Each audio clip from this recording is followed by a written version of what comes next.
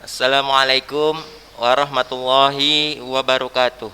Alhamdulillahirabbil alamin wassalatu wassalamu ala asyrafil anbiya'i wal mursalin wa ala alihi wa ashabihi rasulillahi ajma'in.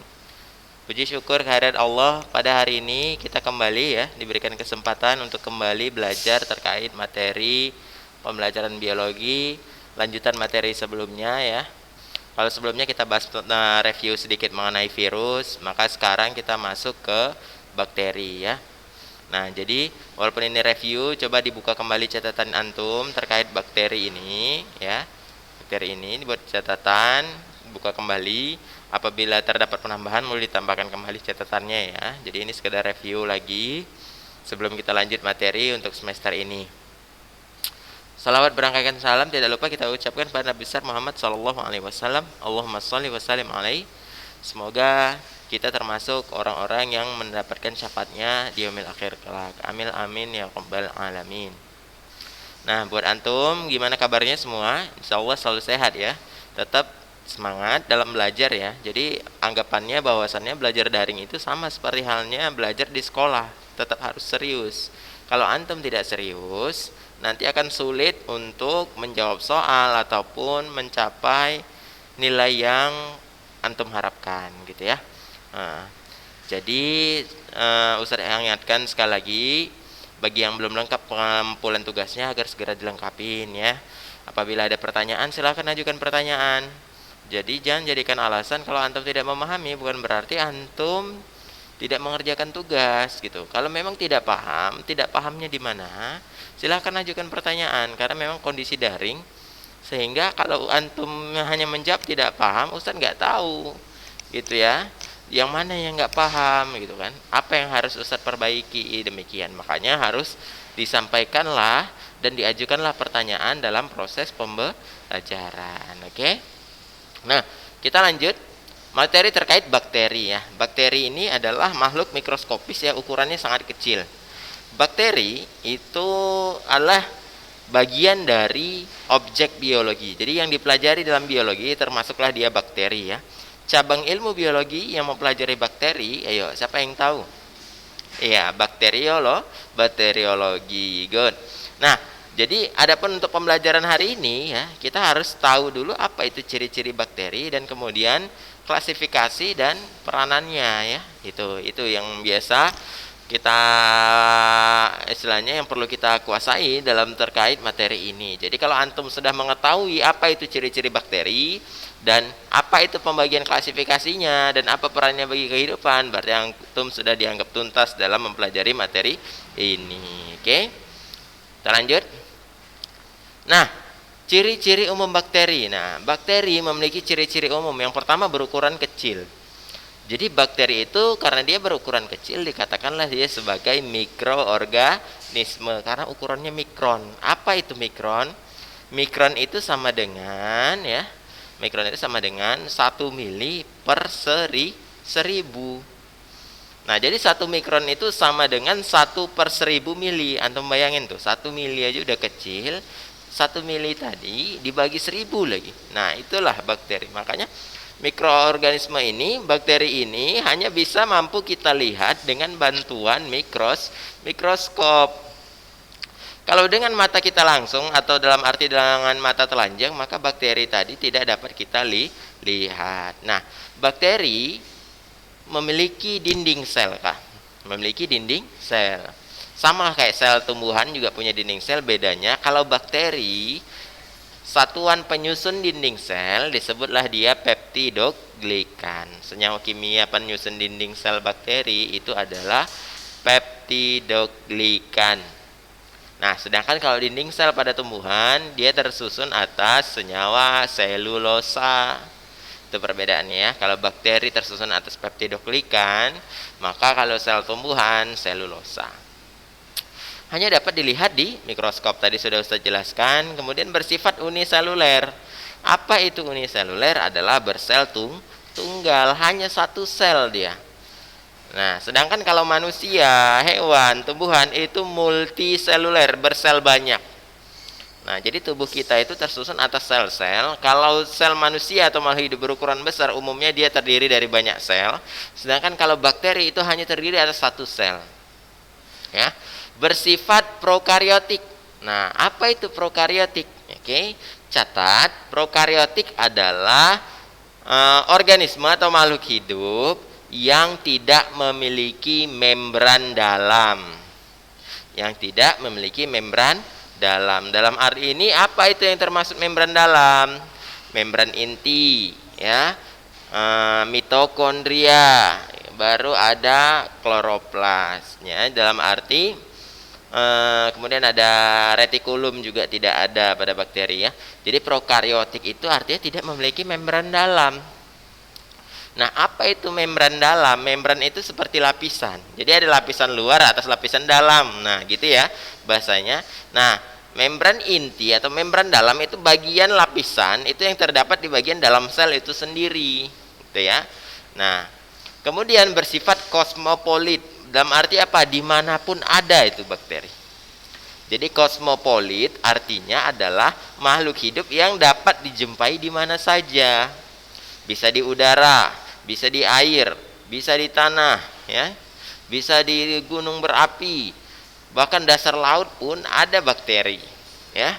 Nah, hidup secara soliter dan berkoloni. Apa itu soliter?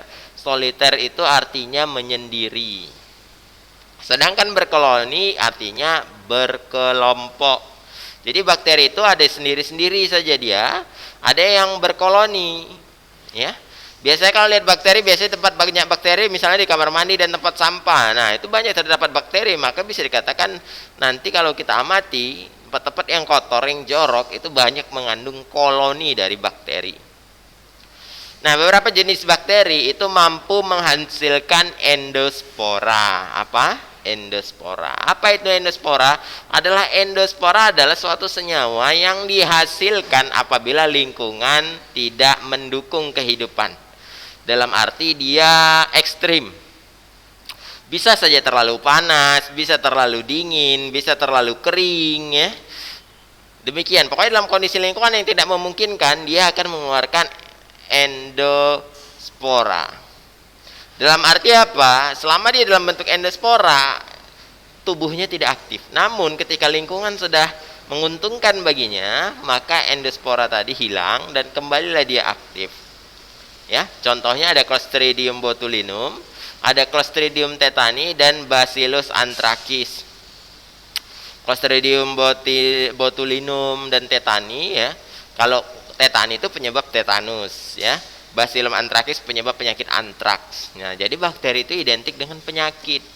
Makanya menjaga tubuh kita jauh dari bakteri berarti menjaga tubuh kita jauh dari penyakit. Nah, Ustaz tanya, antum satu hari mandi berapa kali ya, yo? Nah, itu ya. Nah, jadi fungsi mandi kita pakai sabun dari ujung rambut sampai dengan ujung kaki, dibersihkan itu supaya tubuh kita tidak dihinggapi oleh bakteri, sehingga jauh kita dari penyakit. Oke? Siapa yang mandi di sini 3 kali sehari? Nah, itu berarti lebih bersih badannya, ya. Yang 1 hari sekali, nah, itu harus hati-hati antum. Ya, berarti ingat bakteri itu mudah sekali berkembang biak. Makanya kalau antum rajin mencuci tangan saat kondisi sekarang ini, sebenarnya secara nggak langsung antum juga membunuh bakteri. Nah, bakteri itu juga dapat menjadi perantara virus. Ya, jadi pastikan antum mencuci badan ataupun mencuci tangan, semua bagian itu terkena oleh sabun, ya. Demikian. Nah, kemudian bakteri ini juga dia menjadi sarana penyakit, ya. Makanya juga banyak terdapat di dalam mulut. Nah, dalam 1 hari antum berapa kali menyikat gigi ya, yo? Nah, jadi sebenarnya menyikat gigi itu secara nggak langsung membersihkan gigi supaya jauh dari serangan bakteri, karena sisa-sisa makanan itu dapat menjadi makanan bagi si bakteri tadi. Nah, sisa-sisa makanan tadi jika lama-kelamaan dikonsumsi oleh bakteri itu dapat menyebabkan bau mulut. Nah, bau mulut itu pertanda bahwasanya di mulut kita banyak terdapat bakteri. Baru selain bau mulut, apalagi? Ya, gigi berlubang, gigi berlubang dibuatnya. Makanya dalam sunnah Rasulullah Shallallahu Alaihi Wasallam kita diupayakan apa? Sebelum berwudu lebih baik apa? Menyikat gigi. Dari situ hadis mengajarkan bahwasanya pentingnya arti kebersihan untuk menjaga diri kita. Gitu ya. Nah, berikutnya struktur bakteri. Nah, bakteri itu ada struktur umum dan ada struktur tambahan. Struktur umum artinya semua bakteri memiliki struktur tersebut. Semua jenis bakteri. Apa aja itu struktur umum? Yang pertama, dinding sel. Kedua, membran plasma. Ketiga, sitoplasma. Keempat, ribosom. Dan terakhir ada bahan inti. Bahan inti di situ maksudnya adalah genetiknya ya, DNA-nya berupa nukleoid.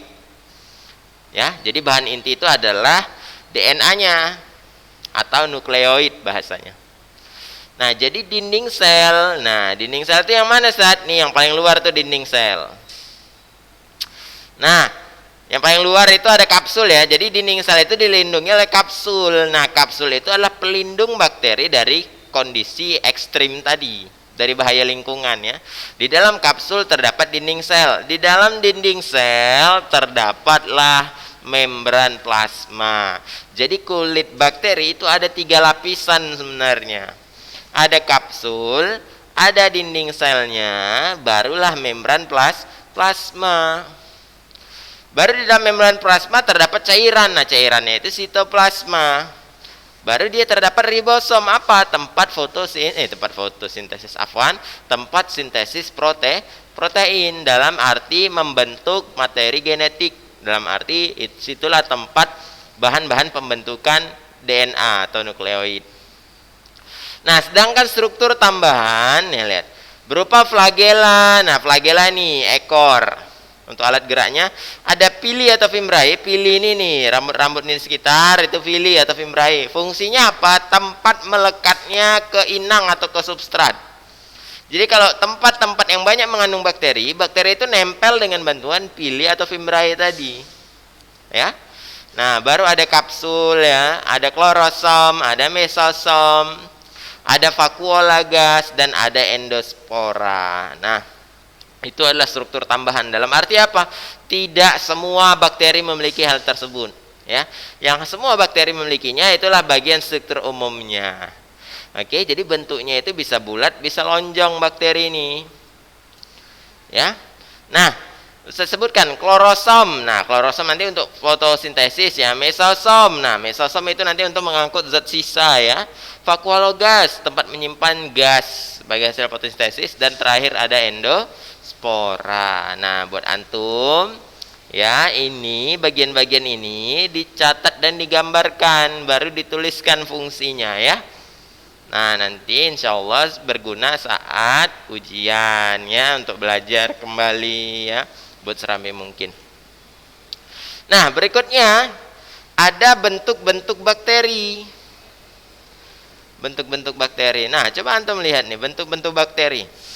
Ada yang berbentuk basil, dalam arti sini batang ya. Basil itu berbentuk batang dalam arti dia bulat lonjong. Oke, Bacillus. Nah, jadi kayaknya Bacillus elkerostastrin kalau kita minum Yakult kan, Bacillus. Berarti bakteri di Yakult berbentuk seperti basil. Dalam arti berbentuk batang, bulat lonjong. Oke, nah basil tadi bisa berjumlah 1 dalam satu koloni, bisa berjumlah 2, bisa 3, bisa 4, bahkan bisa banyak memanjang. Nah, nanti itu ada strukturnya ya. Nah, contoh misalnya nih, ada monobacillus. Mono berarti satu, berarti hanya berupa 1 dia. Setiap individu itu memiliki 1 sel yang bulat lonjong. Nah, itu namanya monobacillus. Bentuk batang tunggal. Nah, itu definisinya. Contoh bakteri ada Escherichia coli, yaitu adalah bakteri pembusuk pada usus besar kita. Baru ada Lactobacillus untuk makanan olahan susu, dan Salmonella typhi atau penyebab penyakit tipes. Nah, jadi tipes itu juga disebabkan oleh bakteri yang masuk ke dalam tubuh kita dan tinggal di dalam usus. Sehingga apabila kita kondisi kelelahan, kecapean, sehingga daya tahan tubuh menurun, barulah muncul bakteri tadi. Makanya penyakit tipes ini dia kumat-kumatan ya, gitu ya. Nah, karena bakteri udah masuk di dalam, makanya sebelum itu antum harus mencegahnya supaya bakteri tidak masuk. Bagaimana? Biasakan sebelum makan mencuci tangan. Ya, jaga kebersihan dirinya, ya, demikian. Kemudian ada streptobacil, bentuknya berkoloni, membentuk rantai. Namanya bentuk rantai udah tahu ya, memanjang pasti dia, berkoloni memanjang. Nah, contohnya ada Acetobacter, Bacillus anthracis, dan Streptobacillus moniliformis. Ya, bentuknya seperti itu, memanjang dia berkoloni. Baru ada berbentuk bulat bola, disebutlah kokus.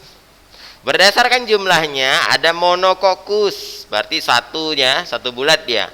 Diplococcus berbentuk koloni 2. Streptococcus berbentuk koloni berantai panjang. Staphylococcus menurut koloni berbentuk seperti buah anggur. Dan Sarkina berbentuk koloni seperti kubus. Nah, jadi nama-nama bakteri tadi nanti masuk ke dalam contoh bakterinya. Ada Neisseria gonorrhoeae. Itu dia bulat-bulat, itu penyebab penyakit raja singa. Ada Diplococcus pneumonia, namanya juga Diplococcus. Di itu artinya 2, Plococcus, coccus artinya 2 individu, 2 bulat. Pneumonia adalah penyebab penyakit pneumonia. Baru ada Streptococcus. Streptococcus nih ada Pyogenes, Thermophilus, Lactis ya. Lactis itu berperan dalam proses pembuatan yogurt.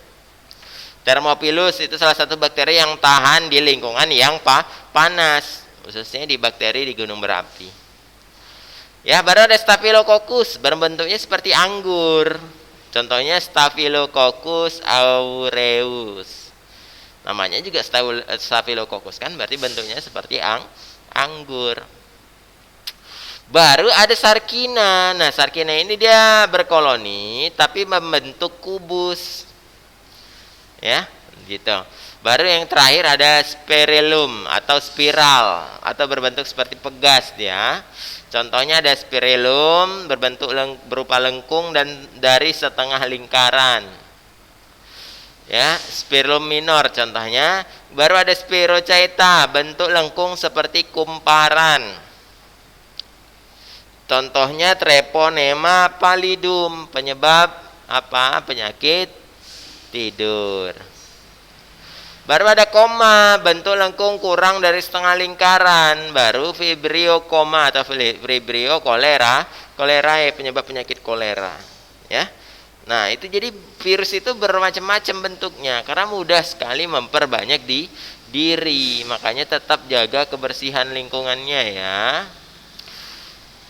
Nah, berikutnya, namanya bakteri adalah ciri-ciri makhluk hidup. Maka makhluk hidup juga melakukan reproduksi. Nah, bagaimana caranya? Nah, coba perhatikan.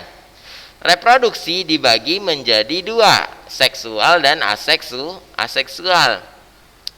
Yang seksual artinya terjadi perkawinan. Sedangkan kalau aseksual tidak terjadi perkawinan, ada antara jantan dengan betina. Nah, jadi untuk transformasi coba antum melihat di gambar. Nah, itu DNA bakteri itu akan terlepas dan bergerak menyisip ke dalam sel. Nah, baru di dalam sel itu nyisip dia. Oke. Buatlah rekombinan baru. Nah, rekombinan baru itu terbaca. Nah, dari rekombinan baru inilah di mana dibentuklah apa? Rekombinan baru tadi. Dibentuklah DNA ya. Jadi variasi genetiknya, gabungan sifat keduanya. Nah, baru setelah transformasi dia punya rekombinan baru rekombinan baru tadi dia saling bertukar dengan virus yang lain. Saling bertukar materi genetik sehingga virus yang lain juga terdapat apa? Ya, juga terdapat yang namanya bakteri. Ya, demikian. Seterusnya ini dia, baru terakhir ada konjugasi. Nah, kalau konjugasi itu dia punya alat ini dari villi atau fimbriae tadi yang memanjang dan menembus masing-masing dinding sel bakteri. Nah, barulah terjadi pertukaran materi genetik. Itu dia. Sedangkan kalau aseksual itu bisa lebih cepat dengan proses pembelahan biner. Dalam arti apa? Jika kondisi lingkungan memungkinkan, 1 jadi 2 dia membelah, 2 jadi 4 dia membelah, 4 jadi 8 dia membelah, 8 jadi 16, demikian seterusnya. Jadi proses pembelahan secara seksual itulah yang menyebabkan bakteri mudah memperbanyak diri. Namun dia materi genetiknya sifatnya sama. Nah, berikutnya ada morfologi koloni. Nah, morfologi itu artinya bentuk ya. Morfologi adalah bentuk koloni bakteri. Jadi ada yang bentuknya melingkar, tak beraturan, filamentos, atau seperti halnya benang-benang ya, rhizoid ya. Baru ada entire, undulate, filiform, ya demikian. Itu semua adalah berbagai jenis koloni pada bakteri. Nah, baru masuk ke pewarnaan dan pengecatan. Jadi asumsinya dengan pewarnaan ini bisa kita pilah, ya, bisa kita pilah. Pewarna yang pengecatan bakteri merupakan salah satu cara untuk mengidentifikasi bakteri. Secara umum, pewarnaan bakteri mempunyai beberapa tujuan. 1. Mempermudah melihat bentuk bakteri. 2. Memperjelas ukuran sel. 3. Melihat struktur dalam bakteri. Dan 4. Melihat reaksi bakteri terhadap pewarna yang diberikan sehingga sifat-sifat fisik kimia dapat diketahui. Oke, itu dia. Ini dia ada pewarnaan gramnya ya. Nih. Makin ke bawah dia semakin positif. Ya, itu dia. Jadi pewarnaannya itu dengan pewarnaan gram. Antara biru dan merah. Nah, yang jahat itu kita pakai. Yang merah itu dalam arti bakteri jahat, penyebab penyakit. Ya, yang warna merah. Kalau warna biru tidak, bakteri baik. Nah, kenapa dia berubah warna? Good, pintar. Kenapa bakteri tadi berubah warna? Jadi pewarnaan gram itu nanti dia bereaksi dengan dinding sel yaitu peptidoglikan yang cocok nanti akan menghasilkan warna ini. Sedangkan yang nggak cocok nanti berubah warna dia. Nah, jadi itu jadi indikator bakteri tadi, ya. Demikian. Nah, berikutnya kita bahas terkait klasifikasi ya. Nah, untuk klasifikasi mungkin kita bahas minggu depan ya, terkait klasifikasi bakteri ini. Jadi buat antum hari ini ya, coba review kembali apa ciri-ciri bakteri ya, ciri-ciri bakteri. Apa ciri-ciri bakteri itu? Kemudian pembagian beberapa jenis bakteri tadi yang seperti yang Ustaz jelaskan. Nah, coba hafalkan ya, coba dilafazkan kembali ya gitu. Dalam arti memperkuat hafalan antum khususnya untuk materi ini. Mungkin itu aja ya untuk hari ini, pembelajaran hari ini. Untuk pembelajaran berikutnya kita masuk ke klasifikasi bakteri dan peranannya ya bagi kehidupan. Oke, jadi mungkin cukup sekian. Apabila ada pertanyaan silahkan ajukan pertanyaan lewat grup WA atau Japri Ustadz. Silahkan ajukan pertanyaan, insya Allah antum bisa. Sama pentingnya antara pembelajaran daring dengan pembelajaran di sekolah. Semoga segera Allah angkat penyakit ini sehingga kita bertemu kembali dan belajar seperti biasa. Oke, mungkin cukup sekian untuk hari ini. Kita tutup dengan kafaratul majelis. Subhanakallahumma bihamdika asyhadu an la ilaha illa anta astaghfiruka wa atubu ilaik. Assalamualaikum warahmatullahi wabarakatuh.